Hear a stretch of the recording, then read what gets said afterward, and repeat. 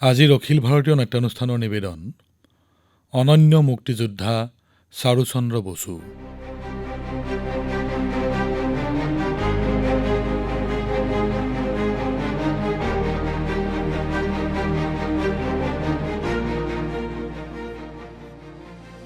মূল ৰচনা নীৰজ কুমাৰৰ, অনাতাঁৰ অভিযোজনা বিনোদ কুমাৰৰ, অসমীয়া অনুবাদ মীৰা আচাৰ্যৰ, নাটৰ প্ৰযোজনা ঋতুপৰ্ণ দাসৰ। এয়া শুনক অনন্য মুক্তিযোদ্ধা চাৰুচন্দ্ৰ বসু।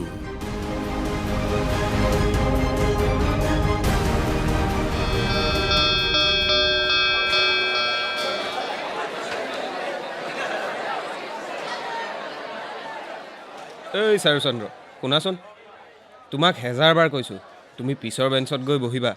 যোৱা। কিয় বহিম পিছৰ বেঞ্চত? মই নবহোঁ। কি ক'লা? ইয়াতে বহিবা। তোমাৰ ভালৰ বাবেই কৈছোঁ। তোমাৰ এই অক্ষম শৰীৰটোৰ প্ৰতি দয়া উপজিয়েই কৈছোঁ। তুমি আকৌ আকুৰগুজ হৈ দেখুৱাইছা। হেঁচাত মৰিব খুজিছা নেকি?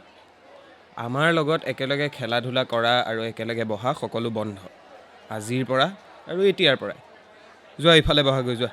দাদা, মই শ্ৰেণীত য'তেই নবহোঁ কিয়, আপোনাৰ চিন্তাধাৰাতকৈ আমাৰ চিন্তাধাৰা সদায় আগত থাকিব। ভাবিছা বাৰু ঠিকেই আছে, কিন্তু তোমাৰ এই অক্ষম আৰু দুৰ্বল শৰীৰটোক আগলৈ অনাৰ ভুল নকৰিবা। তোমাৰ চিন্তাধাৰাও তোমাৰ দৰেই পৰাধীন দাদা। পৰাধীনতাতেই জন্ম হৈছা আৰু পৰাধীন হৈয়ে এদিন মৰিবা।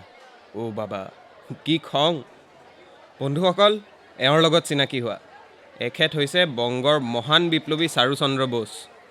জন্ম হৈয়ে মাকক খালে। ডাঙৰ হোৱাৰ পাছতো আকৌ দেউতাকৰ আশ্ৰয় হ'ব নোৱাৰিলে। মহান বিপ্লৱীৰ এইফালে চাওক, শৰীৰৰ সোঁফালটো ঠিক নহয়, হাত ভৰিত আঙুলি নাই, আৰু শৰীৰত ইমানেই শক্তি আছে যে এজাক বতাহতে ইয়াৰ পৰা সন্মুখৰ ৰাস্তাটোলৈকে উৰি যাব পাৰিব আমাৰ বতাহৰ পালোৱান। তুমি ইমান ক্ষীণমিন আৰু দুৰ্বল যে চিলাৰ ঠাইত আমি তোমাকেই আকাশত উৰাব পাৰিম। তুমিতো ক'তো কাম নোপোৱাই, পালেও তুমি কৰিব নোৱাৰিবা। চাৰুচন্দ্ৰ, তোমাৰ দৰে প্ৰতিবন্ধী আৰু অক্ষম লোক পৰিয়ালৰ একোটো কামত নাহেই আৰু দেশৰ বাবে একো কৰিব নোৱাৰে। তোমাৰ জীৱন ব্যৰ্থ আৰু ব্যৰ্থ হৈয়ে থাকি যাব। মন্দিৰৰ আগত বহাৰ বাদে তুমি আন কোনো কাম কৰিব নোৱাৰিবা। ছাৰ আহিছে। তাপস, এনেদৰে ক'বলৈ তোমালোকৰ লাজ নালাগে? ইমান নিকৃষ্ট চিন্তা, সেয়াও নিজৰ সহপাঠীৰ বাবে। আৰু তোমালোকেও চাৰুচন্দ্ৰ বসুক ঠাট্টা কৰি আনন্দ পাইছা? নিৰ্লজ্জ, মূৰ্খ! কাৰোবাৰ শাৰীৰিক অক্ষমতাক লৈ নিকৃষ্ট মন্তব্য কৰি তোমালোকে তেওঁৰ শাৰীৰিক প্ৰতিবন্ধকতাক ঠাট্টা কৰি কি প্ৰমাণ কৰিব খুজিছা? নিজৰ শক্তি, নিজৰ শ্ৰেষ্ঠতা? ইয়াৰ পৰা যোৱা বুলিছোঁ নহয়।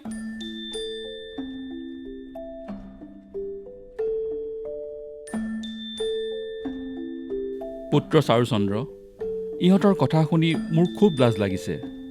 এই সংসাৰত দুৰ্বলক আৰু অধিক দুৰ্বল বুলি প্ৰমাণ কৰিবলৈ সবল শক্তিয়ে নিজৰ শক্তি কিয় ব্যৱহাৰ কৰে বাৰু? ক'বলৈ দিয়ক ছাৰ, ইহঁতক ক'বলৈ দিয়ক। আজি যদি মই ইহঁতৰ কথাৰেই মুখামুখি হ'ব নোৱাৰোঁ, তেন্তে কাইলৈ মই ইংৰাজৰ মুখামুখি কেনেকৈ হ'ম? চাৰুচন্দ্ৰ, ইংৰাজৰ বিৰুদ্ধে যুদ্ধ কৰাৰ চিন্তা মূৰৰ পৰা উলিয়াই দিয়া। এইটো অতি কঠিন পথ। এতিয়াতো তোমাৰ দেউতাও নাই। তুমি নিজৰ ভৱিষ্যতৰ বিষয়ে কি ভাবা? কি কৰিবা? কেনেকৈ জীৱন যাপন কৰিবা? চিন্তা নকৰিব ছাৰ, কিবা নহয় কিবা এটাতো কৰিমেই। আপুনি মোক শিক্ষা দীক্ষাৰে এনেদৰে উপযুক্ত কৰিলে যে পৃথিৱীত এনে একো কামেই নাই যি আপোনাৰ এই শিষ্য চাৰুচন্দ্ৰই কৰিব নোৱাৰে। সেইটো বাৰু ময়ো জানো, তোমাৰ মাজত কিছু বিশেষ গুণ আছে। তুমি অনন্য চাৰুচন্দ্ৰ, অনন্য। আকৌ আহি আছোঁ। নমস্কাৰ ছাৰ।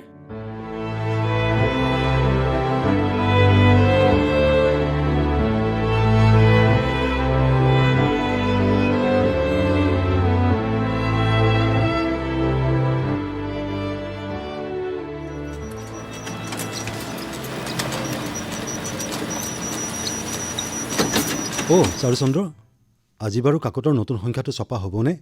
নহয় ঘোষবাবু, ছপা নহয়। মাৰিলা আৰু। কিয় হে? চিয়াঁহী শেষ হৈ গ'ল, এতিয়াহে ভৰাই দিছোঁ। তুমি একো কামৰ নহয় বুজিছা। এনেহে তোমাৰ ওপৰত দয়া উপজি চাকৰিটো দিলোঁ। যদি সময়ত কাকতখন পঢ়ুৱৈৰ কাষ নাপায়গৈ, তেতিয়া সকলো কষ্ট অথলে যাব। কাগজ শেষ হৈ গ'ল।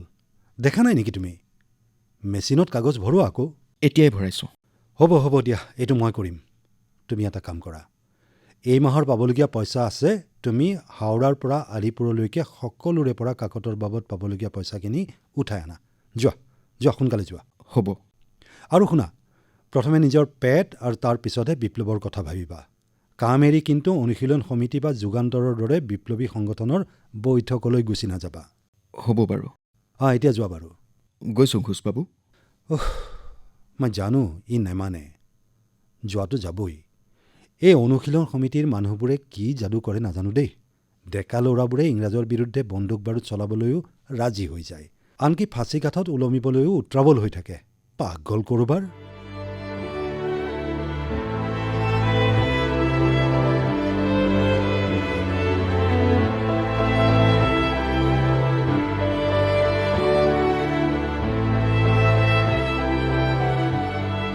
ভাৰত মাতা কি জয়! ভাৰত মাতা কি জয়! ভাৰত মাতা কি জয়! হেমদা, ভৱিষ্যতৰ পৰিকল্পনাৰ বিষয়ে কওকচোন। সকলো যা যোগাৰ হ'লনে? হয় হেমদা, বোমা তৈয়াৰ কৰা সকলো বস্তু ভিতৰতে থৈ দিছোঁ। ভাইসকল, সময় আহি গৈছে। ইংৰাজক সদায় আমি বোমাৰ শব্দ শুনাৰ অভ্যাস কৰাব লাগিব। তেওঁলোকৰ হৃদয়ত ভাৰতৰ বিপ্লৱীৰ ভয় থাকিবই লাগিব। কিন্তু চাবা, আমি সকলো সময়তে সাৱধান হৈ থাকিব লাগিব। চকু খোলা ৰাখিবা। সামান্য ভুল এটাই আমাৰ সকলো প্ৰস্তুতি শেষ কৰি পেলাব পাৰে। ইংৰাজ চৰকাৰে আমাক চাই আছে। অকণমান সন্দেহ হ'লেই তুৰন্তে গ্ৰেপ্তাৰ কৰিব আৰু ফাঁচীও হ'ব। এই কথা কেতিয়াও নাপাহৰিবা যে কেৱল ইংৰাজেই নহয়, তেওঁলোকৰ ভৰি চেলেকা ভাৰতীয়সকলৰ পৰাও আমাৰ ভয় আছে, বহুত বেছি ভয় আছে। আপুনি ঠিকেই কৈছে দাদা। সেই দেশদ্ৰোহী উকিল আশুতোষ বিশ্বাস যে সামান্য টকা আৰু ইংৰাজৰ প্ৰশংসা পাবলৈ মিছা সাক্ষীৰ লগ লাগি আমাৰ বিপ্লৱী ভাইসকলক শাস্তি দিয়াবলৈ উঠি পৰি লাগে।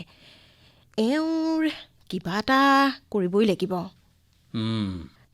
সেই চৰকাৰী উকিল আশুতোষ বিশ্বাসে আমাৰ কেইবাজনো বিপ্লৱীক ফাঁচী কাঠত ওলমাইছে। তেওঁ এটা বিষাক্ত সাপ, যাক গাখীৰ খোৱালেও খুটিবলৈ ফণা মেলি থাকে। আজিয়ে কৈ থলোঁ, সেই বিষাক্ত সাপৰ মৃত্যু মোৰ হাততেই হ'ব। আৰে চাৰুচন্দ্ৰ, আহা, মই তোমালৈকে বাট চাই আছোঁ। তুমিয়েই এনে এজন মানুহ যি খৰতকীয়াকৈ বোমা বনোৱাত পাৰ্গত। নাজানো দেই তুমি কেনেকৈ ইমান সোনকালে কামবোৰ শিকি পেলোৱা। হেমদা, আপোনাৰ নিচিনা বিপ্লৱী গুৰু লগত থাকিলে চাৰুচন্দ্ৰই বোমা কি টোপো সাজিব পাৰিব। আপুনি মাত্ৰ কৈ চাওক, দেশক পৰাধীনতাৰ পৰা মুক্ত কৰিবলৈ উত্ৰাৱল হৈ আছে আমাৰ এই অনন্য বন্ধু। এইখিনিতে তোমাৰ সেই দেশভক্তিৰ আৱেগ ভৰা শাৰীকেইটা শুনাই দিয়া না। হয়, এবাৰ শুনোৱাচোন। বিপ্লৱে কি বিচাৰে? বিপ্লৱে কি বিচাৰে? বলিদান, বলিদান। বিপ্লৱে কি বিচাৰে? দেশৰ বাবে আত্মবলিদান দিয়াৰ উন্মাদনা, উন্মাদনা। বিপ্লৱৰ আহ্বানত কি হয়? পৰিৱৰ্তনৰ প্ৰতিধ্বনি, পৰিৱৰ্তনৰ প্ৰতিধ্বনি। ভাৰত মাতা কি জয়! ভাৰত মাতা কি জয়! ইয়াৰ পাছৰ শাৰীকেইটা মই ক'ম। এনে প্ৰতিধ্বনি আৰু আহ্বানত থমকি ৰোৱা ইতিহাসো বাৰে বাৰে কঁপি উঠে। প্ৰতিষ্ঠিত সিংহাসনৰো কঁপনি উঠে। জিলিকি থকা ৰাজমুকুট ধূলিৰে আৱৰি ধৰে। অন্যায়ৰ শক্তিশালী খোজো থৰক বৰক হয়। স্বাধীনতাৰ হেঁপাহ কেনে? এই হেঁপাহ হৃদয়ত জ্বলি থকা শক্তি আৰু প্ৰতিজ্ঞাৰ অগ্নিৰ দৰে। সময় লাগে যেনেকুৱাই নহওক, বিপ্লৱৰ অগ্নিদূতে কেতিয়াও পথ সলনি নকৰে। প্ৰতিটো বাধা নেওচি নিজ লক্ষ্যত উপনীত হয়। কণ্ঠত মাত্ৰ এটাই ধ্বনি, স্বাধীনতা, স্বাধীনতা, স্বাধীনতা, স্বাধীনতা। হে স্বাধীনতা, তুমি বাৰু ৰক্তৰ বাবে ব্যাকুল নেকি? যদি হয়, তেন্তে মই তোমাক নিজৰ ৰক্ত দি তৃপ্ত কৰিম। যেনেকৈয়ে নহওক, মই তোমাক আহৰণ কৰিম, অৱশ্যেই আহৰণ কৰিম। ভাৰত মাতা কি জয়!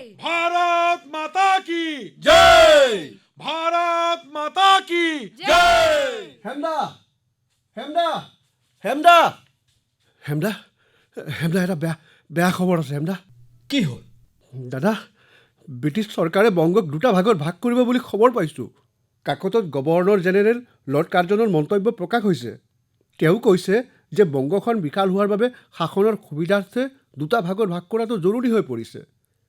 এটা অংশ হ'ব বংগৰ পশ্চিমাঞ্চল, উৰিষ্যা আৰু বিহাৰ, আৰু আনখন হ'ব পূব বংগ আৰু অসম। সেইটোতো হ'ব লগা আছিলেই, কিন্তু কিয়? কাৰণ ব্ৰিটিছ চৰকাৰে ভালদৰে বুজি উঠিছে যে বংগৰ বিপ্লৱীসকলৰ শক্তি বাঢ়ি গৈ আছে। সেয়ে বিপ্লৱৰ অগ্ৰগামী খোজক বাধা দিয়াৰ বাবে এই কাম কৰা হৈছে। লগতে হিন্দু আৰু মুছলমান বসতি প্ৰধান এলেকাবোৰ বিভাজন কৰাৰ খেলো ইয়াত জড়িত হৈ আছে ভাই। এই বিভাজন বংগৰ অখণ্ডতাত ডাঙৰ আঘাত দাদা। আমি এইটো কেতিয়াও হ'বলৈ নিদিওঁ, লাগিলে আমাৰ জীৱনেই দিব লগা নহওক কিয়। হয়, আমি এই বিভাজন হ'বলৈ নিদিওঁ। আমি কি কৰিব লাগিব হেমদা? ভাইসকল, সিদ্ধান্ত লোৱাৰ সময় আহি গ'ল। আমাৰ কণ্ঠৰ ধ্বনিৰে চৌদিশ আলোড়িত কৰিব লাগিব। মিদনাপুৰত দেখুৱাব লাগিব ইংৰাজৰ লংকাত জুই লগাই দিম আমি। অহা 2 দিনত আমি আমাৰ ৰণনীতি প্ৰস্তুত কৰিব লাগিব। বংগৰ বিভাজন, এয়া তোমালোকে ভাল কাম কৰা নাই ইংৰাজ। এতিয়া আমি কি কৰোঁ চাবা। ভাৰত মাতা কি জয়! ভাৰত মাতা কি জয়! আপোনালোক সকলোৱে জানি সুখী হ'ব যে অহা সপ্তাহত আমাৰ সকলো বিপ্লৱীক লগ ধৰিবলৈ কলকাতালৈ আহিব বাৰীন্দ্ৰ ঘোষ আৰু অৰবিন্দ ঘোষ। এইটো বৰ ভাল সংযোগ দেখোন। ভাৰত মাতা কি জয়! ভাৰত মাতা কি জয়!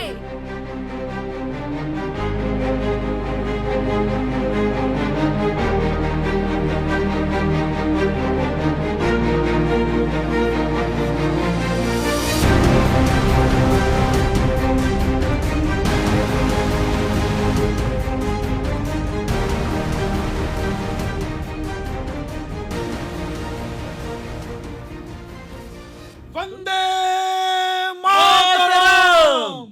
বন্দে মাতৰম! যুগান্তৰ বিপ্লৱী সংগঠনৰ ধ্বজাবাহক আৰু বিপ্লৱৰ পথেৰে আগুৱা আমাৰ অসংখ্য বিপ্লৱীৰ গুৰু, আমাৰ সকলোৰে প্ৰিয় বাৰীন্দ্ৰ ঘোষক, আমাৰ উৎসাহী বিপ্লৱী ভাইসকলক নিজৰ বক্তৃতাৰে আৰু অধিক উৎসাহিত কৰিবলৈ আহ্বান জনালোঁ। ভাৰত মাতা কি জয়! ভাৰত মাতা কি জয়! আই ভাৰতীৰ বীৰ পুত্ৰসকল, আজি আমি কলকাতাত একত্ৰিত হোৱাৰ মূল কাৰণ হৈছে আমি যাতে ইংৰাজৰ চক্ৰান্তক সম্পূৰ্ণভাৱে উফৰাই দিব পাৰোঁ। কেৱল ৰাজনৈতিক প্ৰচাৰে ইয়াৰ বাবে বহুত বুলি নাভাবোঁ। আমি দেশৰ প্ৰত্যেকজন যুৱকক এই বাৰ্তা দিব লাগিব যে স্বাধীনতাৰ বাবে সংগ্ৰাম কৰাটো এক পবিত্ৰ কৰ্তব্য, আৰু এই কৰ্তব্যৰ বাবে সকলো সময়তে তেওঁলোক সাজু হৈ থাকিব লাগিব। বন্দে মাতৰম! বন্দে মাতৰম! বাৰীণ, অৰবিন্দ দা, কেতিয়াবা কেতিয়াবা মই আচৰিত হওঁ যেতিয়া মোৰ অনুজ, মোৰ বাৰীণে কথা কয়। তুমিতো দেশৰ ডেকাচামৰ মাজত বিপ্লৱৰ নতুন উদ্যম আনি দিছা। অৰবিন্দ দা, এতিয়া আৰু একো পথ বাকী নাই। দেশক স্বাধীন কৰাৰ সংকল্পই সকলো যুৱকৰ সংকল্প হোৱা উচিত। আচ্ছা দাদা, আমি সেই প্ৰতাৰক আশুতোষ বিশ্বাসক কিবা এটা কৰিব লাগিব। এফালে আমি দেশৰ যুৱচামক স্বাধীনতাৰ মন্ত্ৰ দি বিপ্লৱৰ পথেৰে আগুৱাই নিব বিচাৰিছোঁ, আনফালে আকৌ আশুতোষ বিশ্বাসে মিছা গোচৰত তেওঁলোকক আদালতত হাজিৰ কৰোৱাই শাস্তি দিয়াইছে। তেওঁক কঠোৰ শাস্তি দিয়াৰ সময় আহি পৰিছে। কোনে দিব তেওঁ শাস্তি? মই দিম। তুমি? আচ্ছা বন্ধু, বেয়া নাপাবা দেই। তোমাক দেখিলে তুমি অস্ত্ৰ দাঙিব পাৰিবানে নাই তাত সন্দেহ হয়। কোন তুমি? বাৰীণ দাদা, এওঁ চাৰুচন্দ্ৰ বোস, বোমা বনোৱাত পাৰ্গত। ৰান্ধনীয়ে যিমান সময়ত 10টা ৰাজভোগ বনাব, সিমান সময়ৰ ভিতৰত এওঁ 20টা বোমা তৈয়াৰ কৰিব পাৰে। এওঁ অনন্য দাদা, অনন্য।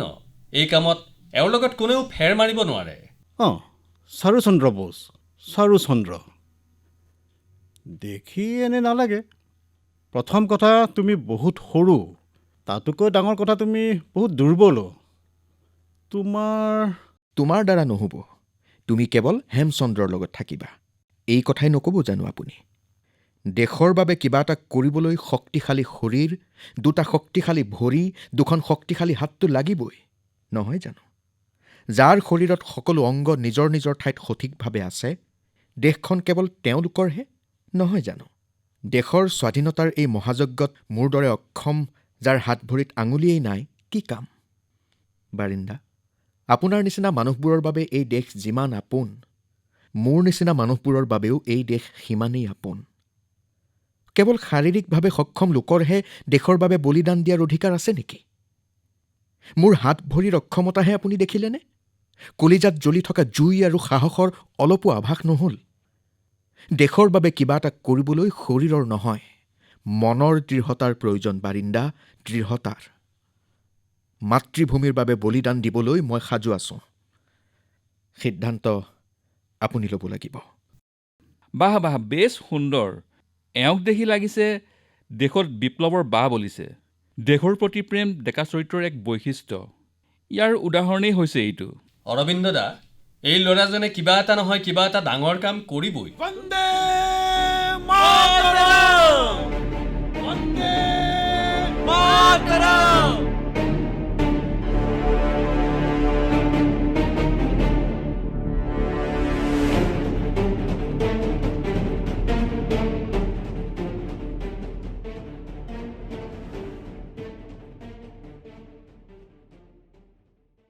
চাৰুচন্দ্ৰ, তুমি দিনটো ক'ত থাকাহে?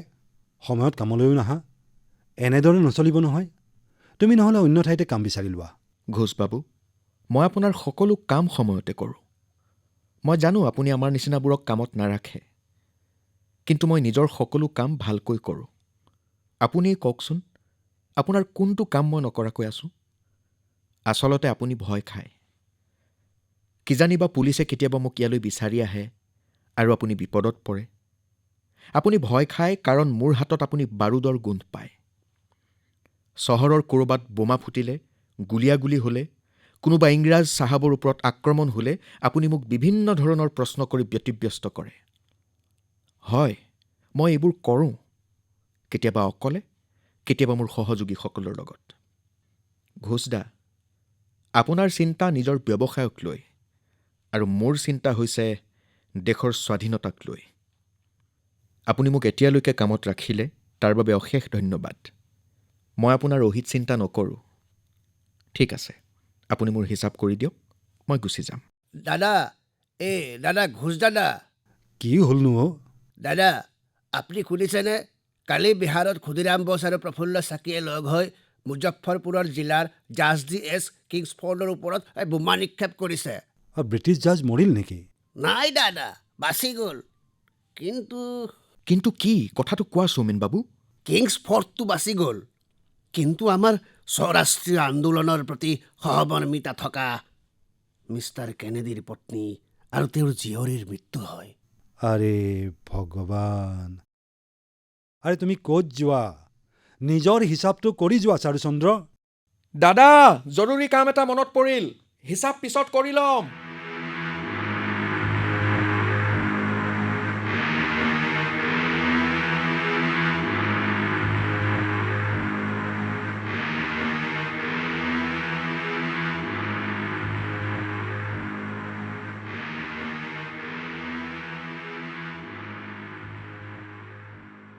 হেমদা। কোন? চাৰুচন্দ্ৰ, ভিতৰলৈ আহা। দাদা, ক্ষুদিৰাম বোস আৰু প্ৰফুল্ল চাকি, তেওঁলোকৰ কিবা খবৰ? প্ৰফুল্লৰ একো খবৰ পোৱা নাই। ক্ষুদিৰামক আটক কৰিলে বগা চামৰাৰ কেইটাই। সকলো ওলট পালট হৈ গ'ল। চাৰুচন্দ্ৰ, ক্ষুদিৰাম মোৰ ছাত্ৰ আছিল। মই তাক স্কুলত পঢ়াইছিলোঁ। মই জানো হেমদা, ক্ষুদিৰামৰ চিন্তা চেতনাক আপুনিয়েইতো ধাৰ দিছিল। আপুনিয়েইতো তেওঁক দললৈও আনিছিল। মোৰ প্ৰফুল্ল, মোৰ ক্ষুদিৰাম। হেমদা, নিজক চম্ভালক। চাৰুচন্দ্ৰ, আমি এই আন্দোলন নিজৰ কিবা স্বাৰ্থ সিদ্ধিৰ বাবে চলাই আছো নেকি? নহয় দাদা, একেবাৰে নহয়। আমিতো এই কাম সেই সূৰ্যক চাবলৈ কৰি আছো, যিটো স্বাধীন ভাৰতত উদয় হ'ব। নিজৰ মাতৃভূমি, আমাৰ ভাৰত মাতাক পৰাধীনতাৰ শিকলিৰ পৰা মুক্ত কৰিবলৈ এই কাম কৰি আছো। পৰাধীনতাৰ আন্ধাৰ নিশাৰ কালিমাক চিৰদিনৰ বাবে বিদায় দিবলৈহে আমি এই কাম কৰি আছো। কিন্তু আপুনি এই কথা কিয় সুধিছে? কাৰণ ক্ষুদিৰাম বোসক তেওঁৰেই চিনাকি মানুহে ধৰাই দিয়ালে। তেওঁলোকে জানিছিল ক্ষুদিৰাম কোনটো পথেৰে মিদনাপুৰলৈ আহি আছিল। বিশ্বাসঘাতকতা হ'ল অ'। এওঁলোক কেনে ভাৰতীয়? এই দেশৰে খায়, এই দেশৰে পিন্ধে আৰু ক্ষুদিৰামৰ দৰে দেশৰ বিপ্লৱীক ধৰাইও দিয়ে। কেনে ভাৰতীয় এইসকল, যাৰ বাবে দেশতকৈ নিজৰ স্বাৰ্থ ডাঙৰ? চিন্তা হয় দাদা। বিপ্লৱে কি বিচাৰে? বিপ্লৱে বলিদান বিচাৰে। বিপ্লৱে কি বিচাৰে? দেশৰ বাবে আত্মবলিদান দিয়াৰ উন্মাদনা বিচাৰে। দাদা, দেশৰ বাবে বলিদান দিয়াৰ সুযোগ মই কেতিয়া পাম? খুব সোনকালেই পাবা। Vande Mataram.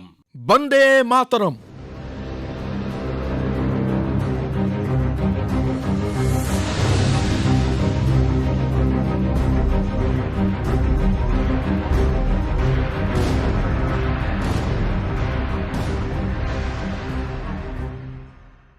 May I come in, sir?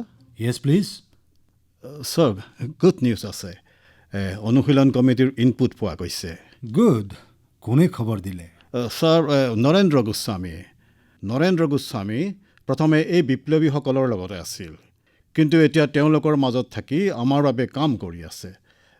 Sir, তেওঁ ক্ষুদিৰাম বসুৰ বিষয়ে খবৰ দিছিল। ইডিয়ট, মই গভৰ্ণৰ। এইবোৰ কথা মই জানো। ছাৰ, আমি ব্ৰিটিছে ইয়াত এই ধৰণেই শাসন কৰিব পাৰিছোঁ, কাৰণ হিন্দুস্তানৰ প্ৰতিটো কোণত নৰেন্দ্ৰ গোস্বামীৰ দৰে কুকুৰ পোৱা যায়। ৰুটি দি থকা, নেজ লৰাই থাকিব। কলকাতা অনুশীলন কমিটিত কি হৈ আছে সেই বিষয়ে কোৱা। ছাৰ, হয় ছাৰ। খবৰ অনুসৰি কলকাতা আৰু মানিকতলাত অৰবিন্দ আৰু বাৰীন্দ্ৰ ঘোষে অস্ত্ৰ একত্ৰিত কৰিছে আৰু বহুত বোমাও বনাইছে। Very good officer Fraser. Maniktala আৰু কলকাতাত চাৰ্জ অপাৰেশ্যনৰ বাবে মই ৱাৰেণ্ট জাৰি কৰোঁ। 100ৰো অধিক চিপাহীৰ দুটা দল প্ৰস্তুত কৰা, সকলোকে হাতে লোতে ধৰিব লাগে। ইউ মে লিভ নাও। ময়ো চাওঁ এই বিপ্লৱীসকলৰ গাত কিমান তেজ আছে। ছাৰ, পাব্লিক প্ৰজিকিউটৰ আশুতোষ বিশ্বাসক মেছেজ দিছিলোঁ, এতিয়াও নাহিল।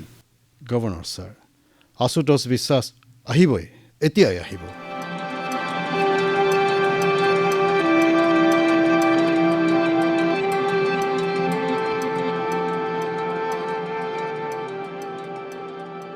May I come in, Governor, sir? Mister বিশ্বাস, প্লিজ কাম ইন। মই আপোনাৰ বাবে ৱেইট কৰি আছিলোঁ। Look at this documents. Total 33 জন আছে, কিন্তু মোক ঘোষ ব্ৰাদাৰ্ছক জেলত লাগে। অৰবিন্দ আৰু ৰবীন্দ্ৰ ঘোষ এই দুয়োজনে বহুত টাইমৰ পৰা নিউজ পেপাৰ্ছৰ নামত ব্ৰিটিছ চৰকাৰৰ বিৰুদ্ধে আন্দোলন চলাই আছে। এওঁলোক আটক হোৱাটো অতি জৰুৰী। Don't worry, sir. এবাৰ এই বিপ্লৱীসকলৰ বিৰুদ্ধে গোচৰ তৰিব পাৰিলেই জেললৈ যোৱাৰ পৰা তেওঁলোকক কোনেও বচাব নোৱাৰে। তাৰ দায়িত্ব মই লৈছোঁ। গুড। ছাৰ, ৰেইডৰ বাবে দল প্ৰস্তুত হৈ আছে। Okay, proceed. মিষ্টাৰ বিশ্বাস, আই হোপ এই ৰেইডত আমি কলকাতাৰ অধিক সংখ্যক বিপ্লৱীক ধৰিব পাৰিম। আই এম ৱেইটিং to see all of them behind bars. You will, sir. বিপ্লৱীয়ে কাইলৈ সূৰ্য জেলতে দেখিব। Okay, sir. I'll take your leave now. Good day, sir.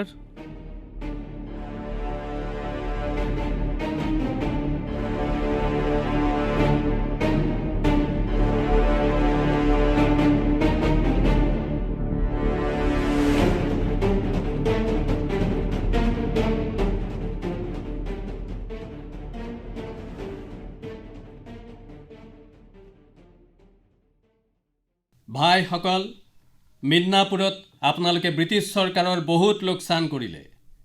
মুজফৰপুৰত আমাৰ দুজন বিপ্লৱী ভাই ক্ষুদিৰাম বোস আৰু প্ৰফুল্ল চাকিয়ে ব্ৰিটিছ জাজ কিংছফৰ্ডক বোমাৰে উৰুৱাবলৈ কৰা চেষ্টা যে বিফল হ'ল, সেয়াও আপোনালোকে জানিব পাৰিছে। সেই জাজৰ ঠাইত ভুলতে দুগৰাকী ব্ৰিটিছ মহিলাৰ মৃত্যু হ'ল। সেই ঘটনাই ইংৰাজৰ মাজত কঁপনিৰ সৃষ্টি কৰিছে। আগতকৈ বেছি কঠোৰ হৈ সন্দেহ হ'লেই মানুহ ধৰাটো বঢ়াই দিছে। 1908 চনৰ 1 মে'ত যুগান্তৰ বিপ্লৱী দলৰ বীৰ সদস্য প্ৰফুল্ল চাকিয়ে বিহাৰৰ মোকামা ঘাটত আত্মহত্যা কৰে। হেমদা, প্ৰফুল্ল চাকিয়ে ইংৰাজৰ হাতত ক্ৰূৰ যাতনা সহি মৰাতকৈ নিজৰ পিষ্টলেৰে আত্মহত্যা কৰাটো বেছি ভাল বুলি ভাবিলে। তেওঁ মোৰ কলেজৰ সহপাঠী আছিল। নিজৰ এজন বন্ধু গুচি যোৱাৰ দুখটো হ'বই। হেমদা, এই কথাটো আমাৰ দুখ লাগে। যেতিয়া গান্ধীজীয়ে কয়, the Indian people will not win their freedom through their methods. দেশৰ স্বাধীনতাৰ বাবে কৰা আমাৰ এই বিপ্লৱৰ একো অৰ্থ নাই নেকি? এইবোৰ এনেই কৰি আছো নেকি? নহয়, কেতিয়াও নহয়। তেনে হোৱা হ'লে বাল গংগাধৰ তিলকে নিজৰ কাকত স্বৰাজত প্ৰফুল্ল চাকি আৰু ক্ষুদিৰাম বোসক সমৰ্থন নকৰিলেহেঁতেন। এই কথাতে ব্ৰিটিছ চৰকাৰ ক্ষুণ্ণ হৈ তেওঁৰ বিৰুদ্ধেও দেশদ্ৰোহিতাৰ গোচৰ চলাইছে। ব্ৰিটিছৰ গোলামী কৰা নন্দলাল নামৰ পুলিচটো যিটোৱে চাকিক ধৰিছিল, তাক আমাৰ দুজন বিপ্লৱী ভাই শ্ৰী চপাল আৰু ৰণেন গাংগুলীয়ে মাৰি পেলালে। আমি আমাৰ পথ নেৰো। স্বাধীনতাৰ বেদীত আমি আমাৰ সৰ্বস্ব অৰ্পণ কৰিম, কিন্তু থমকি নৰওঁ, তলো নপৰোঁ। আমাক বিদেশী শাসন আৰু ব্ৰিটিছ সাম্ৰাজ্যৰ গোলামীৰ পৰা মুক্তি লাগে। লাগে ভাৰতৰ স্বাধীনতা। আমাৰ পথ শুদ্ধ নে ভুল সেয়া আমি নহয়, আহিব লগা সময়ে নিৰ্ণয় কৰিব। 1908 চনৰ 11 আগষ্টৰ দিনটো ভাৰতৰ বিপ্লৱৰ ইতিহাসত স্মৰণীয় হৈ ৰ'ব। আমাৰ বিপ্লৱী ভাই ক্ষুদিৰাম বোসক সেইদিনাই ফাঁচি দিয়া হ'ল। ইংৰাজে ভাবিছে আমাৰ লগৰ এজনক ফাঁচি দি আমাক ভয় খুৱাব। অসম্ভৱ। এই ভাৰত ভূমিত এজন নহয়, হেজাৰজন ক্ষুদিৰাম ওলাব। ভাৰত মাতা কি জয়! ভাৰত মাতা কি জয়! আৰু এটা কথা, আমি সকলো সময়তে সতৰ্ক হৈ থাকিব লাগিব, কাৰণ ব্ৰিটিছ চৰকাৰ এই সুযোগৰ সন্ধানত আছে কেতিয়া তেওঁলোকৰ হাতলৈ প্ৰমাণ আহে আৰু আমাৰ আন্দোলন শেষ কৰি দিব পাৰে। চাৰুচন্দ্ৰ, তুমিও কিছুদিনৰ বাবে এইফালে অহা যোৱা বন্ধ কৰা। সকলোৱে এটা এটা অস্ত্ৰ লৈ লওক। দাদা, মোকো এটা পিষ্টল লাগে। তুমি আকৌ পিষ্টলেৰে কি কৰিবা চাৰুচন্দ্ৰ? ক্ষমা কৰিবা, কিন্তু তোমাৰ সোঁ হাতত আঙুলিয়েই নাই আৰু শৰীৰৰ এটা অংশই ভালদৰে কামো নকৰে। দাদা, গুলী চলাবলৈ আঙুলিৰ নহয়, সাহস আৰু দৃঢ়তাৰহে প্ৰয়োজন। বন্দে মাতৰম! বন্দে মাতৰম! বন্দে মাতৰম! বন্দে মাতৰম!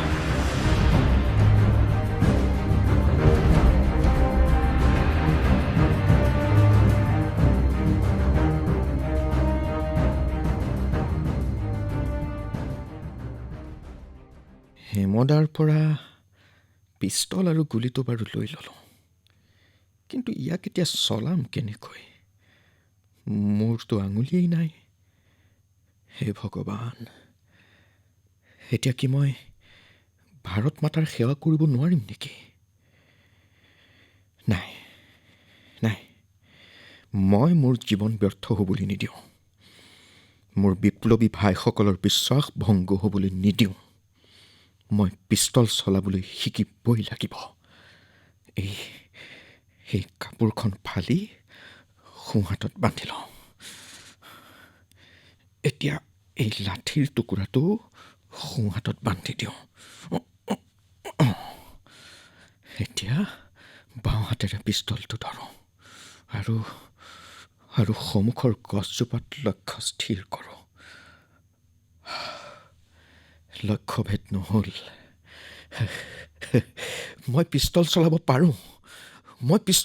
পাৰোঁ। দেশদ্ৰোহী বিশ্বাস। বন্দে মাতৰম!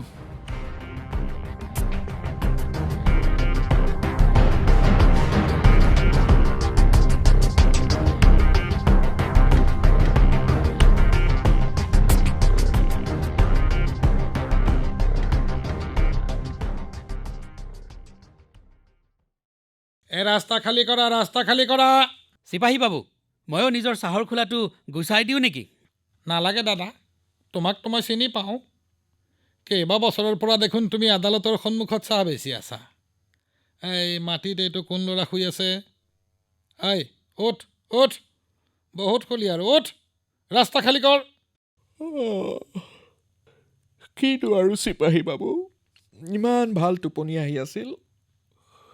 চাহ দিয়া দাদা, একাপ চাহ দিয়া না, কাৰাকে কিন্তু। হ'ব বাবা, এই কাপ লোৱা। চিপাহী বাবু, আজি পুৱাই পুৱাই ইমান কঠোৰ যে? ইংলেণ্ডৰ মহাৰাণী আহিছে নেকি? কমিশ্যনাৰ হলিডে আৰু বহুকেইজন শীৰ্ষ ইংৰাজ বিষয়াৰ সমদল এইফালে দিয়েই যাব। ৰাস্তালৈ নাযাবা দেই, নহ'লে মহতিয়াই লৈ গুচি যাব। বাহ, ইমানবোৰ চিপাহী, গোটেই ইংৰাজৰে সমদল। কিবা হৈছে নেকি? হয় এওঁৰ কথা শুনা, তুমি গমেই নোপোৱা নেকি? বাৰীন্দ্ৰ ঘোষ আৰু অৰবিন্দ্ৰ ঘোষ দুয়োজনকে গ্ৰেপ্তাৰ কৰা হৈছে। কি? কেতিয়া? কিন্তু চিপাহী বাবু, তেওঁলোকেতো একো দূষণীয় কাম নকৰে, যুগান্তৰ কাকতখনহে চলায়, আৰু ডাঙৰ ককায়েকে কিজানি বন্দে মাতৰমখন। তুমি ভুল ভাবি আছা হে। Scott street, Harrison road, Maniktala উদ্যানৰ অভিযানত বহুত অস্ত্ৰ শস্ত্ৰ আৰু বোমা পোৱা গৈছে। বিপ্লৱীৰ লগত তেওঁলোকৰ সম্পৰ্ক থকাৰ অসংখ্য প্ৰমাণো পোৱা গৈছে। বাতৰি কাকতখন এনেই দেখুৱাবলৈহে। বাৰু সেইবোৰ বাদ, তুমি কোন কোৱাচোন? অথনিৰে পৰা চাহ খোৱাতকৈ দেখোন প্ৰশ্ন সুধিবৰ বাবেহে মুখখন বেছিকৈ মেলি আছা। মোৰ নাম চাৰুচন্দ্ৰ, প্ৰেছত কাম কৰোঁ। কিবা খবৰ আছে যদি কোৱা, আমাৰ কাকতত ছপাই দিম। চোৱা, মই বেছি একো ক'ব নোৱাৰোঁ। গভৰ্ণৰ চাহাবৰ অৰ্ডাৰ আছে। পিছলৈ যোৱা। কমিশ্যনাৰ চাহাবৰ গাড়ী এতিয়া পাৰ হ'ব। চিপাহী বাবু, শেষত এটা প্ৰশ্ন কৰোঁ। বিপ্লৱী অৰবিন্দ ঘোষ আৰু বাৰীন্দ্ৰ ঘোষক কেনি লৈ গৈছে বাৰু? হয়তো লাল বজাৰলৈ, তাৰপিছত আলিপুৰ কোৰ্ট। দাদা, আপুনিও ভাৰতীয় আৰু ময়ো। এটা দিনতে ইমান ডাঙৰ অভিযান কেনেকৈ সম্ভৱ? স্পষ্ট কথা, কোনোবা বিশ্বাসঘাতক ব্ৰিটিছ চৰকাৰৰ লগত মিলি আছে। সেই বিশ্বাসঘাতক কোন হ'ব পাৰে বাৰু? আৰে তুমি দেখোন ভিতৰলৈ সোমাই সোমাই একেবাৰে পেট পাইছাহি। সেই প্ৰতাৰকটো কোনোবা নৰেন্দ্ৰ গোস্বামী। হ'ব, আজিলৈ ইমানেই যথেষ্ট। আৰু এটা কথা, কাকতত মোৰ নাম নিলিখিবা, অন্যথা এই লাঠিডালেৰে তোমাৰ খবৰ ভালকৈ ল'ম। বুজি পাইছানে? দাদা, অৰবিন্দ আৰু বাৰীন্দ্ৰ ঘোষৰো ফাঁচি হ'ব নেকি? ক'ব নোৱাৰোঁ দেই। বৰ্তমানটো মোকৰ্দমা চলিব, আলিপুৰ কোৰ্টত হাজিৰ কৰোৱা হ'ব। এওঁলোকৰ মোকৰ্দমাও খেলিব আশুতোষ বিশ্বাসেই। নাজানো বিপ্লৱীসকলক ফাঁচি কাঠত ওলোমাই তেওঁ কি আনন্দ পায়। বহুত প্ৰশ্ন উত্তৰ হৈ গ'ল। এতিয়া ইয়াৰ পৰা যোৱা, ৰাস্তা খালী কৰা। বাৰু চিপাহী বাবু, যাওঁ।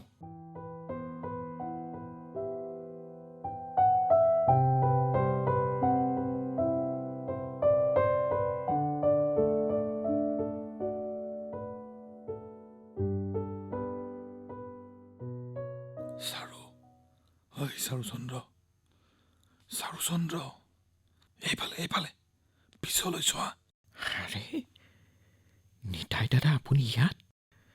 আপুনি কেনেকৈ বাচিল? ভাগ্যৰ বলত। তোমাৰ বাবে এটা খবৰ আছে, আৰু এয়া কেইটামান বন্দুকৰ গুলী। খবৰ? কোনে খবৰ পঠিয়াইছে? হেমচন্দ্ৰ দাদাৰ। তেওঁ কৈছে যে অনুশীলন কমিটিৰ সাৰি যোৱা সদস্যসকলে এই আন্দোলন জীয়াই ৰাখিব লাগিব। সেইকাৰণে কিছুদিনলৈ আমি ইজনে সিজনক লগ নধৰোঁ।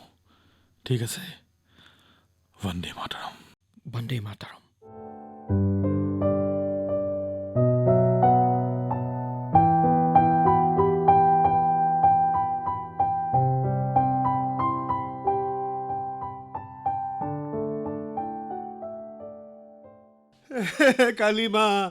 কালিমা, মোক ৰক্ষা কৰা। বন্ধু, নিজকে চম্ভালা। এইখন আলিপুৰ কোৰ্ট। ইয়াত ধনী মানুহ আৰু ইংৰাজৰহে কথা ৰজে। মোৰ ল'ৰাটোক মিছা গোচৰত 5 বছৰ শাস্তি দিয়ালে চৰকাৰী উকিল আশুতোষ বিশ্বাসে। এতিয়া মই কেনেদৰে জীয়াই থাকোঁ? দাদা, এওঁ কিয় কান্দি আছে? এইবোৰ ঘটনা সদায় ঘটিয়েই থাকে। বাবু, আপোনাক চাহ দিওঁ নেকি? একাপ দিয়া। মোৰ নাম চাৰুচন্দ্ৰ দেই। বাবু, মই সদায় দেখি আছোঁ, তুমি সদায় ইয়ালৈ আহা, চাহ খোৱা আৰু কোৰ্টৰ সময় শেষ হোৱাৰ পাছত গুচি যোৱা। কিবা কাম থাকিলে ক'বা, মই ইয়াৰ বহুত উকিলক চিনি পাওঁ। এজন উকিলক লগ ধৰিব লাগিছিল দাদা, লগ কৰাই দিব পাৰিবা নেকি? আৰে, ইমান দিনৰ পৰা কোৱা নাছিলোঁ কিয়? কোৱা, কাক লগ কৰিবা? আশুতোষ বিশ্বাসক লগ ধৰিব লাগে। আশুতোষ বিশ্বাস? তুমিও 200 উকিলৰ ভিতৰত তেওঁৰহে নামটো ল'ব লাগেনে? তেওঁ কাকো লগ নকৰে। তুমি এতিয়া তেওঁক কেনেকৈ লগ পাবা? দাদা, কিবা এটা ৰাস্তা উলিয়াওকচোন। এটা ৰাস্তা আছে। মই লগ কৰাই দিবতো নোৱাৰিম, কিন্তু অহা যোৱা কৰা সময়টো ক'ব পাৰিম। তুমি নিজে গৈ কথা পাতিব লাগিব। পিছলৈ চোৱা, চোৱা, গৈ আছে আশুতোষ বিশ্বাস। পাপী কৰবাৰ। পাপী? আৰে নহয়নো কি, বগা ছালৰ লোকৰ হৈ মোকৰ্দমা খেলে। প্ৰমাণ সাক্ষী নহ'লেও দুখীয়া লোকক শাস্তি দিবই। ইংৰাজৰ পোহনীয়া কুকুৰ হয় ইও। আৰে বাপৰে, মইতো তেওঁৰ বহুত বদনাম গালোঁ। তুমি আকৌ গৈ পেলাই তেওঁক কৈ দিবা নেকি? চোৱা, মই তোমাক বিনামূলীয়াকৈ চাহ খুৱাম, মাত্ৰ তুমি এইবোৰ কথা তেওঁক নক'বা। তেওঁ মোক ইয়াৰ পৰা উলিয়াই দিলে মই কলৈ যাম? আপুনি চিন্তা নকৰিব শম্ভুদা, মই একো নকওঁ। মই মাত্ৰ মোৰ মাৰ পৰা তেওঁ লোৱা ঋণ পৰিশোধ কৰিব লাগে। ঋণ আছে? তোমাৰ মাৰ পৰা আশুতোষে ধাৰ লৈছে? মই একো বুজা নাই। দাদা, তেওঁ আৰু মোৰ মাজত গভীৰ সম্পৰ্ক আছে। আশুতোষ বাবু আদালতলৈ কোন সময়ত অহা যোৱা কৰে আপুনি মাত্ৰ সেই কথা কওক। পুৱা 10 বজাত আহে আৰু দুপৰীয়া 2 বজাৰ ভিতৰত গুচি যায়। কিন্তু কিছুদিনৰ পৰা অলপ দেৰিকৈ গৈ আছে। কিয়? কাকো নক'বা দেই। বিপ্লৱী বাৰীন্দ্ৰ দা, অৰবিন্দ দাৰ বিৰুদ্ধে আলিপুৰত ষড়যন্ত্ৰ ৰচাৰ মোকৰ্দমা চলি আছে। আৰু এই আশুতোষে তেওঁলোকক শাস্তি দিয়াৰ বাবে লাগি আছে। পাপী উকিল। আপোনাৰ ওচৰত হেমচন্দ্ৰ কাননগুৰ কিবা খবৰ আছে নেকি? তুমি কেনেকৈ জানা হেমচন্দ্ৰ দাদাক? তেওঁ মোৰ ডাঙৰ দাদা। ডাঙৰ দাদা? কিন্তু মই তোমাক তেওঁৰ লগ লগাই দিব নোৱাৰোঁ চাৰুচন্দ্ৰ। কিয় দাদা? তেওঁৰ বিৰুদ্ধে দেশদ্ৰোহিতাৰ মোকৰ্দমা চলি আছে। কোনেও তেওঁক লগ কৰিব নোৱাৰে। কিন্তু তেওঁৰ বাবে যদি তোমাৰ ওচৰত কিবা খবৰ আছে, তেতিয়া মই চেষ্টা কৰি চাম সেই খবৰ তেওঁক দিবলৈ। ধন্যবাদ দাদা, অনেক ধন্যবাদ। কিন্তু আপুনি কেনেকৈ তেওঁক খবৰ দিব? আৰে আমি চাহ দোকানী। জেল, আদালত, জেইলৰ সকলোলৈকে মোৰ ইয়াৰ পৰা চাহ যায়। ঠিক আছে, এইখন লওক। কি লিখা আছে? চাই লোৱা। হেমচন্দ্ৰ দাদা, বন্দে মাতৰম। নৰেন্দ্ৰ গোস্বামী বিশ্বাসঘাতক হয়। আপোনাৰ চাৰু। আৰে বাপৰে, না বাবা না, এইখন মই দিব নোৱাৰিম দেই। এইটো হবে না। কি হ'ল দাদা? তোমাৰ এই খবৰ মই হেমচন্দ্ৰক দিয়াৰ পাছত যদি নৰেন্দ্ৰ গোস্বামীৰ কিবা হয়, তেতিয়া মই হলঠেকত পৰিম। মই এই কাম কৰিব নোৱাৰিম। অবাবত চিন্তা নকৰিব, একো নহয়। আপুনি মোৰ চেহেৰা, মোৰ নাম সকলো জানে। তাৰে যদি একো নহয়, তেতিয়া তেওঁলোকক আপুনি মই অনুশীলন কমিটিৰ সদস্য বুলি কৈ দিব। এই কাম মোৰ বাবে বা আপোনাৰ বাবে নহয় দাদা, এয়া দেশৰ কাম। আমি নৰেন্দ্ৰ গোস্বামীৰ দৰে বিশ্বাসঘাতকক এনেকৈ এৰি দিব নোৱাৰোঁ। হেজাৰ হেজাৰ লোক আমাৰ লগত আছে, আৰু তেওঁলোকৰ বিপ্লৱ, তেওঁলোকৰ সংগ্ৰাম এনে বিশ্বাসঘাতকতাৰ বাবে থানবান হৈ যায়। ব্ৰিটিছে কেনেবাকৈ ইয়াৰ ভূ পালে? আপুনি ইংৰাজৰ বিৰুদ্ধে একো কৰা নাই নহয়।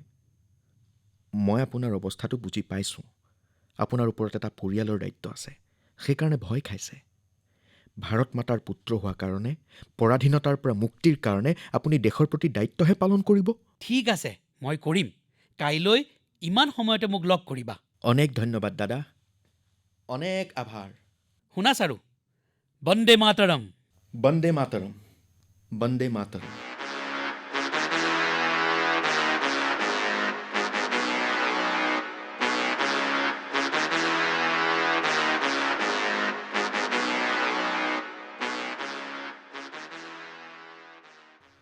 চাৰুচন্দ্ৰ? চাইৱালা দাদা, মোৰ কামটো হৈ গ'ল নেকি? হৈ গ'ল বাবু মচাই। ধন্যবাদ দাদা। বাৰীন্দ্ৰ দা আৰু হেমদা কেনে আছে? বগা ছালৰ চিপাহী বৰ নীচ আৰু পাপী হয়। দুয়োজনক খুব শাস্তি দিছে। সম্পূৰ্ণ শৰীৰ তেজেৰে লুতৰি পুতৰি হৈ আছে। সুযোগ বুজি মই তোমাৰ খবৰটো দিলোঁ। পঢ়িয়েই তেওঁৰ চকু খঙতে ৰঙা হৈ গ'ল। মোক অনেক ধন্যবাদ দি ক'লে বিশ্বাসঘাতক নৰেন্দ্ৰ গোস্বামীক সোনকালে বিশ্বাসঘাতকতাৰ শাস্তি দিয়া হ'ব। তোমাকো ব্ৰিটিছ চৰকাৰৰ পৰা কিছুদিন বাচি থাকিবলৈ কৈছে। ময়ো তোমাক কথা এটা ক'ব বিচাৰিছোঁ। তোমাৰ শৰীৰ দেখি তুমি অনুশীলন যুগান্তৰৰ সদস্য বুলি কোনেও নকয়। ব্ৰিটিছৰ বিৰুদ্ধে যুঁজ দিবলৈ ওলাই অহা তুমিয়েই চাগে প্ৰথম শাৰীৰিকভাৱে অক্ষম বিপ্লৱী। দাদা, সাহস আৰু মনত দৃঢ়তা থাকিলে এই বগা ছালৰ ব্ৰিটিছক আমি কোনো অস্ত্ৰ শস্ত্ৰ নোহোৱাকৈয়ে খেদিব পাৰিম। কিন্তু সকলোৱে একেধৰণেৰে নাভাবে। ভাবকচোন, 30,000 ব্ৰিটিছ, মাত্ৰ 30,000 ব্ৰিটিছে 30 কোটি ভাৰতীয়ক শাসন কৰি আছে। এই ভয়ক আমি হৰুৱাব লাগিব। ইংৰাজ নিজেই ইয়াৰ পৰা গুচি যাব। সঁচা কথা। যোৱা যোৱা, মা কালিয়ে তোমাক ৰক্ষা কৰক।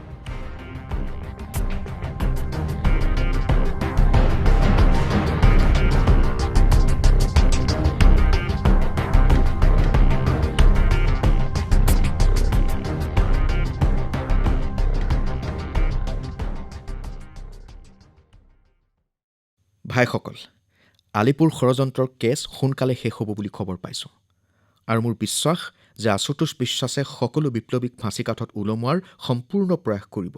যদি অৰবিন্দ ঘোষ আৰু বাৰীন্দ্ৰ ঘোষক ফাঁচি দিয়াৰ ৰায় দিয়ে তেতিয়া আমাৰ আন্দোলন মাজপথতে শেষ হৈ যাব। এতিয়া আমি হাতত হাত থৈ বহি থাকিব নোৱাৰোঁ। চাৰুচন্দ্ৰ, আৱেগক নিয়ন্ত্ৰণ কৰা। তোমাৰ এটা ভুলে বাকীসকলৰ জীৱনলৈও সংকট নমাই আনিব। সেইকাৰণে সৰ্বসন্মতিক্ৰমে আমি এটা সিদ্ধান্ত লৈছোঁ। কিছুদিনলৈ আমি আমাৰ কাম স্থগিত ৰাখিম।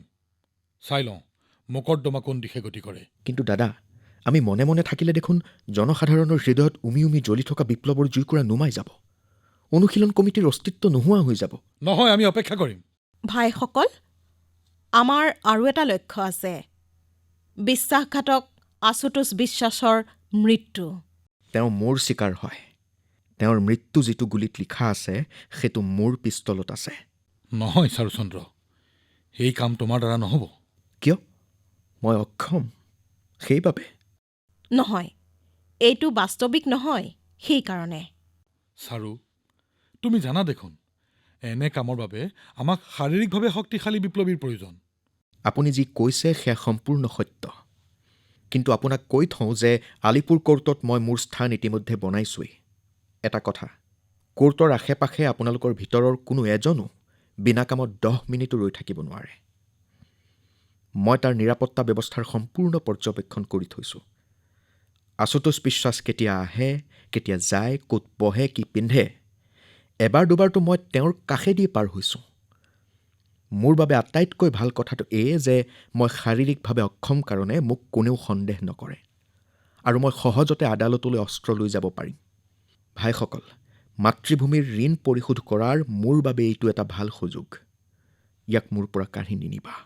কিন্তু তুমি এই কাম কেনেকৈ কৰিবা? বোমা তুমি প্ৰস্তুত কৰিছা আৰু সময়ত দলিয়াইছাও। কিন্তু কিন্তু তোমাৰ কথা মানি ল'লেও তুমি বাৰু গুলী কেনেকৈ চলাবা? মই অৰণ্যত বহুবাৰ এই অভ্যাস কৰিছোঁ। আপুনি চিন্তা নকৰিব। সেই বিশ্বাসঘাতকক এশিকনি দিয়াৰ ইয়াতকৈ আৰু ভাল সুযোগ কেতিয়াও নাহে ভাইসকল। কি কয় আপোনালোকে? চাৰুচন্দ্ৰক সুযোগ দিয়া উচিত। চাৰুচন্দ্ৰক সুযোগ দিয়া উচিত। চাৰুচন্দ্ৰৰ বাবে শাৰীৰিক অক্ষমতা ডাঙৰ অস্ত্ৰ হ'ব পাৰে। ময়ো ইয়াত সন্মতি দিছোঁ। তেতিয়াহ'লে ঠিক আছে, আৰু কেইটামান গুলী মই চাৰুচন্দ্ৰক দি দিছোঁ। আৰু ইয়াতে আজি মই ঘোষণা কৰিলোঁ যে আশুতোষ বিশ্বাসক কেৱল তুমি মাৰিবা। তুমি। বন্দে মাতৰম। বন্দে মাতৰম। বন্দে মাতৰম। বন্দে মাতৰম।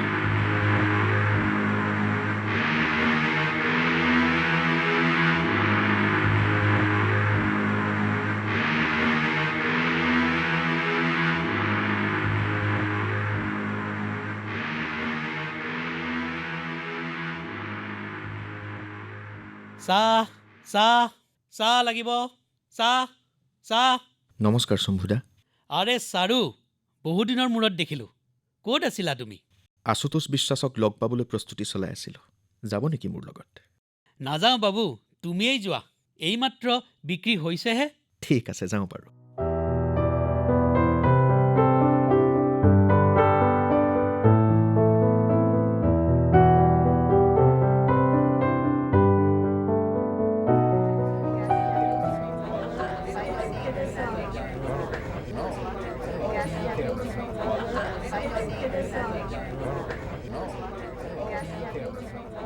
আশুতোষ বিশ্বাসক দেখোন দেখা নোপোৱা হ'লোঁ।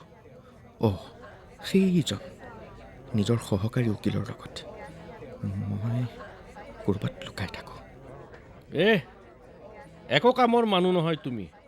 কিমানবাৰ তোমাক কৈছোঁ যে জজ অহাৰ আগতেই সকলোবোৰ প্ৰমাণিত তথ্যৰ কাগজ পিন মাৰি মোক দিবা। চৰি ছাৰ, এতিয়া কৰি দিছোঁ। ব্ৰিটিছ জাজ আহিবই চাগে। সোঁ হাতত পিষ্টলটো ভালদৰে বান্ধি থোৱা আছে। হাতখন চাদৰেৰে ঢাক খাই আছে। আঙুলিৰ ঠাইত যে পিষ্টলৰ নলীহে আছে সেই কথা কোনেও ভাবিবই নোৱাৰিব। ব্ৰিটিছ জাজো আহিলে। Order, order. Mister Ashutosh, you may proceed. My lord, ইয়া বাৰীন্দ্ৰ ঘোষ, অৰবিন্দ ঘোষ খুব ধূৰ্ত, শিক্ষিত ধূৰ্ত। এওঁলোকে দেশৰ সহজ সৰল জনতাক ঠগে, পথভ্ৰষ্ট কৰে। এওঁলোকৰ কাৰণেই প্ৰায়ে চৰকাৰী সম্পত্তি ধ্বংস হোৱাৰ লগতে মানুহৰো মৃত্যু হৈ আহিছে। অৰাজকতা, অন্যায়ভাৱে অস্ত্ৰ শস্ত্ৰ ৰখা আৰু বনোৱাত এওঁলোকৰ হাত আছে। দেশ আৰু সমাজৰ বাবে এওঁলোক অতি বিপজ্জনক। ইতিমধ্যে মই সাক্ষী আৰু প্ৰমাণ আপোনাৰ ওচৰত হাজিৰ কৰাইছোঁ আৰু দেখুৱাইছোঁ। আজি মই এওঁলোকৰ বাবে ফাঁচীৰ ৰায় দিবৰ বাবে আপোনাক আহ্বান জনাইছোঁ। এই আদালতে দেশদ্ৰোহৰ অপৰাধত সকলোকে অভিযুক্ত কৰি ফাঁচীৰ আদেশ শুনাইছে। পলোৱা পলোৱা পলোৱা, ইয়াত গুলি ফুটিছে।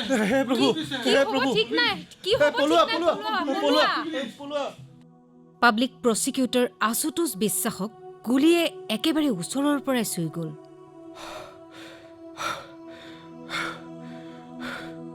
হে স্বাধীনতা, তুমি বাৰু ৰক্তৰ বাবে ব্যাকুল নেকি? যদি হয় তেন্তে মই তোমাক নিজৰ ৰক্ত দি তৃপ্ত কৰিম। যেনেকৈয়ে নহওক মই তোমাক আহৰণ কৰিম, অৱশ্যেই আহৰণ কৰিম। এয়া মই কি কৰিলোঁ? নহ'ব,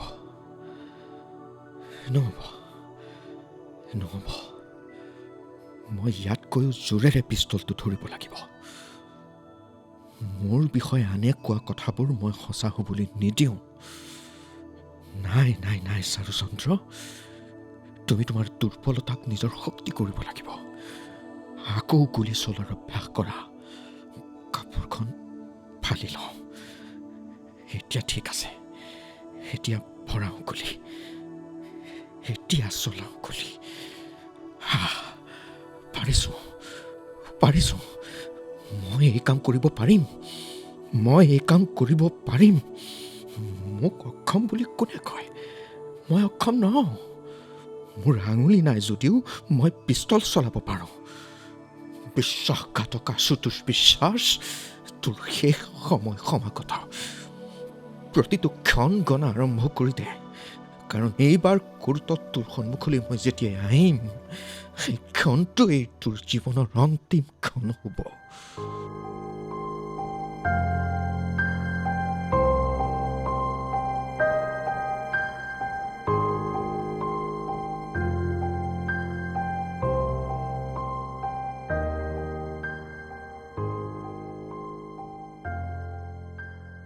গোচৰ নম্বৰ ৩১৮ৰ উকিল আহিব লাগে। শুনা, কওক ছাৰ। এইটো গোচৰৰ পাছত মই ইষ্ট গেটৰ পৰা চাউথ গেটৰ ফালে যাম, নকল মুদ্ৰাৰ গোচৰৰ শুনানিৰ বাবে।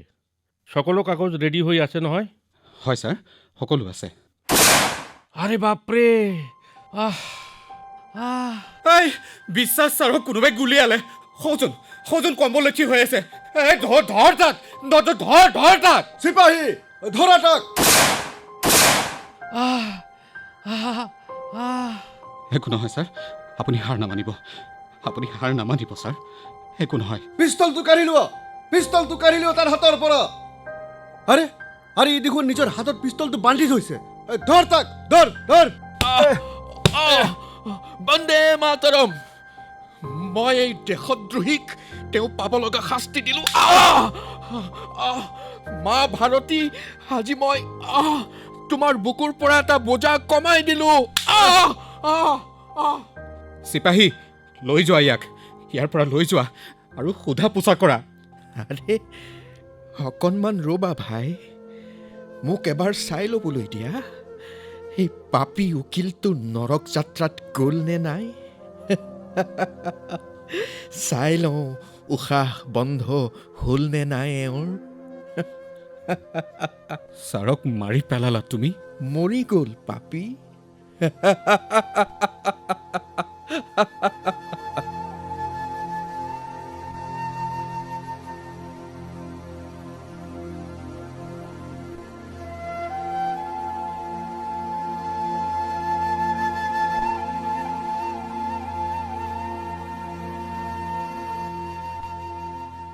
সঁচা কথা কোৱা, তোমাৰ লগত আৰু কোন আছে? পৰাধীন দেশৰ সেই সকলো যুৱক যি স্বাধীনতা বিচাৰে। এই বদমাছৰ পুতেকে এনেকৈ নকয়। ইয়াক বৰফৰ টুকুৰাৰ ওপৰত শুৱাই দিয়া। কোৱা, তোমাৰ লগত আৰু কিমানজন আছে? 30 কোটি ভাৰতীয়। ই তাৰমানে এনেকৈ মুখ নোখোলে। আচ্ছা, একো কথা নাই। এইখন জেলত মই বহুতৰে মুখ খুলি দিছোঁ। ইয়াৰ বডিত গৰম লোহা লগাই দিয়া।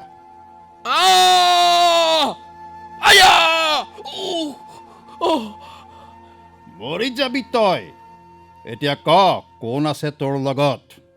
ভাৰত মাতা। ভাৰত মাতা? ই যেতিয়ালৈকে ইয়াৰ লগৰবোৰৰ নাম নকয় তেতিয়ালৈকে ইয়াক মৰি থকা। বিপ্লৱে কি বিচাৰে? বলিদান, বলিদান। বিপ্লৱে কি বিচাৰে?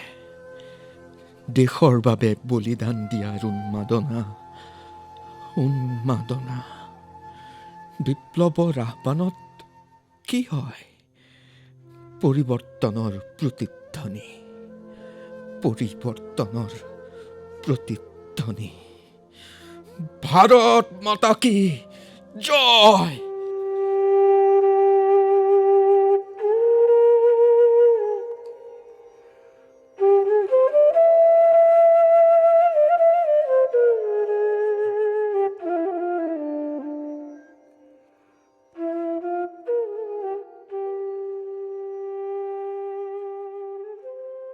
অৰ্ডাৰ অৰ্ডাৰ, আদালতৰ কাম আৰম্ভ কৰা হওক। ছাৰ, এওঁ চাৰুচন্দ্ৰ বোস এগৰাকী হত্যাকাৰী। পাব্লিক প্ৰচিকিউটৰ আশুতোষ বিশ্বাসক সকলোৰে সন্মুখতে এওঁ গুলী মাৰিছিল। উই হেভ উইটনেছেছ এগেইনষ্ট হিম। নিজৰ ডিফেন্সত তোমাৰ কিবা ক'ব লগা আছে নেকি চাৰুচন্দ্ৰ বোস? নাই।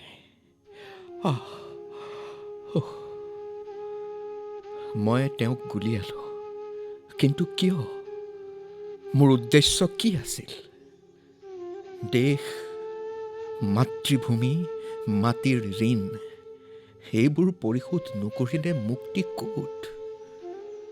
মই স্বীকাৰ কৰিছোঁ যে আশুতোষ বিশ্বাসক মই হত্যা কৰিলোঁ। তেওঁ দেশদ্ৰোহী আছিল। বিপ্লৱী আৰু দেশভক্তসকলক শাস্তি দিয়াইছিল।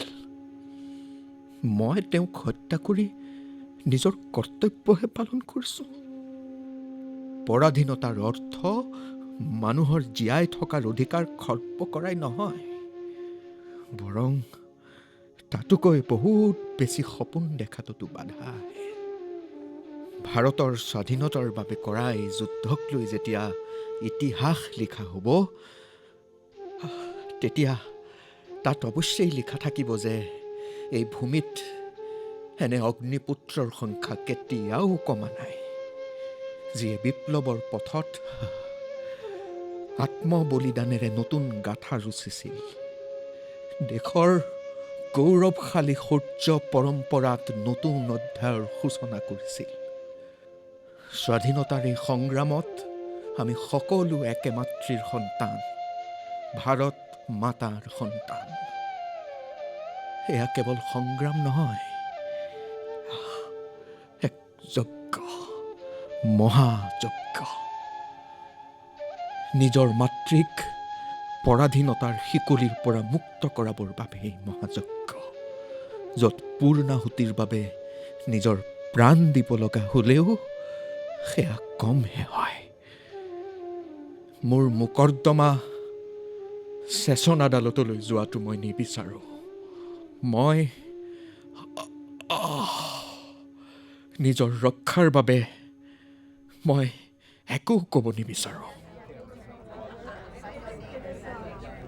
So, the accused has been found guilty.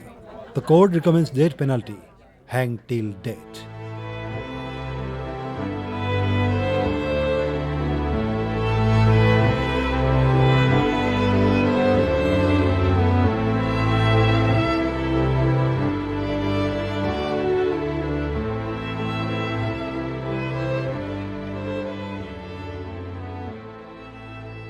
আজি 19 মাৰ্চ 1909 চন। ফাঁচি দিয়াৰ সময় হৈছে। চাৰুচন্দ্ৰ, তোমাৰ শেষ ইচ্ছা, তুমি কিবা ক'বা নেকি? বন্দে মাতৰম। মই হিন্দু, পুনৰ জন্মত বিশ্বাস কৰোঁ। ফাঁচীৰ পিছত মই পুনৰ জন্ম ল'ম আৰু ইংৰাজক ইয়াৰ পৰা খেদোৱাৰ প্ৰয়াস কৰিম। যেতিয়ালৈকে ভাৰত স্বাধীন নহয় তেতিয়ালৈকে যাতে ফাঁচী কাঠত মই বাৰে বাৰে ওলমি থাকিব পাৰোঁ আৰু বাৰে বাৰে ভাৰততে জন্ম হৈ থাকিব পাৰোঁ, এয়ে মোৰ ভগৱানৰ ওচৰত প্ৰাৰ্থনা। বন্দে মাতৰম।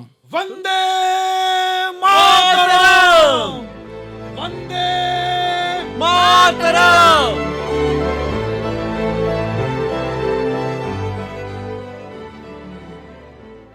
বিপ্লৱে কি বিচাৰে? বিপ্লৱে বলিদান বিচাৰে। বিপ্লৱে কি বিচাৰে? দেশৰ বাবে বলিদান দিয়াৰ উন্মাদনা বিচাৰে।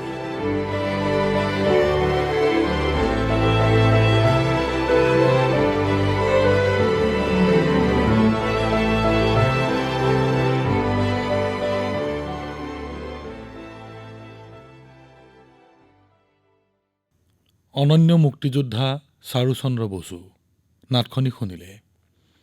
নাটৰ মূল ৰচনা আছিল নীৰজ কুমাৰৰ, অসমীয়া অনুবাদ মীৰা আচাৰ্যৰ, অনাতাঁৰ অভিযোজনা বিনোদ কুমাৰৰ। নাম ভূমিকাত অভিনয় কৰিলে সত্যজিৎ গগৈয়ে। অন্যান্য চৰিত্ৰত আছিল মননমুগ্ধ কাশ্যপ, ৰোহন গৌতম শৰ্মা, অশোক ভট্টাচাৰ্য, প্ৰবাল কুমাৰ শৰ্মা, ভাস্কৰজ্যোতি গগৈ, কৃতাঞ্জলি বৰ্মন, সুদীপ্ত শৰ্মা ভৰালী, ধনজিৎ বড়ো, উৎপল বৰা, সীমান্ত বাৰ্মা, শ্যামলেন্দু দাস আৰু প্ৰিয়াংকী দেৱ চৌধুৰীয়ে। নাটৰ বাণীবন্ধন আৰু সম্পাদনা ধনজিৎ বড়োৰ। নাটখনি প্ৰযোজনা কৰিলে ঋতুপৰ্ণ দাসে।